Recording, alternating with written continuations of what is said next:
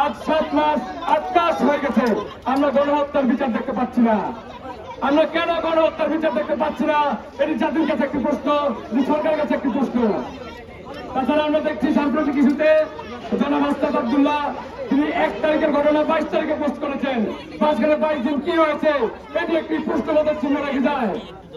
আমরা দেখেছি 2000 শহীদ হয়েছেন এবং 20,000-এর উপরে আহত হয়েছেন আমাদের ছাত্র জনতার মধ্যে। কিন্তু আমাদের ছাত্র জনতার এই যে নিহত হওয়া এবং আহত হওয়া এই বিষয়ে আন্তর্জাতিক অপরাধ ট্রাইব্যুনাল এখনো দ্রুততম বিচার সময়ের মধ্যে বিচার কার্য সম্পন্ন করতে পারছে না। আন্তর্জাতিক অপরাধ ট্রাইব্যুনাল কেন দ্রুততম সময়ের মধ্যে বিচার কার্য সম্পন্ন করতে পারছে না? এটি আমার একটি প্রশ্ন, এটি জুলাই মঞ্চের পক্ষ থেকে প্রশ্ন, এটি শহীদ পরিবারের পক্ষ থেকে প্রশ্ন। এই ট্রাইব্যুনালের জন্য ধিক্কার। আমরা বারবার বলছি যে আপনারা রায় ঘোষণা করেন, কারণ শহীদ পরিবাররা রাস্তায় রাস্তায় ঘোরার জন্য শহীদরা জীবন দেয় নাই।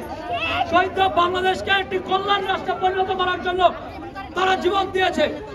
আমরা সেখানে বলছি আমরা একটি কল্যাণ রাষ্ট্র গঠন করার জন্য প্রতিটা সময় দেশের জনগণ এগিয়ে আসছে।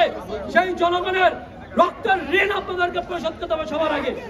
সেখানে ট্রাইব্যুনালের এই গড়িমসি এবং কালক্ষেপণ আমাদেরকে ভাবাচ্ছে যে আগামীর বাংলাদেশ জনকল্যাণমুখী বাংলাদেশ হবে কিনা। আমরা যেই বিচার ব্যবস্থাকে স্বাধীন বিচার ব্যবস্থার জন্য কথা বলছি সেই বিচার ব্যবস্থাকে আরো হবে কিনা সেই জন্য আমরা সন্দিহান। আমরা শহীদ পরিবারের পক্ষ থেকে গত 34 দিন ধরে আমরা আন্দোলন করে যাচ্ছি। শাহবাগে জুলাই মঞ্চ গঠন করে আমরা বারবার বলছি যে গণহত্যার বিচার করতে হবে এবং যেই দল যেটি সংঘবদ্ধ একটি দল যে গণহত্যা চালিয়েছে আওয়ামী লীগ তাকে নিষিদ্ধ করতে হবে। আওয়ামী লীগ নিষিদ্ধ না করে কোন ধরনের বিচার কার্যক্রম করলে আওয়ামী লীগ আবার সেই বিচার কার্যক্রমকে বাধাগ্রস্ত করবে। কারণ আপনারা ইতিমধ্যে দেখছেন তারা বিভিন্ন জায়গায় তাদের লেসপেন সাথে মিছিল করছে এবং আদালতকে তারা হুমকি দেওয়ার চেষ্টা করছে যে তারা এখনো আছে বাংলাদেশে এবং তারা বাংলাদেশের জনগণকে প্রতিহত করতে প্রস্তুত।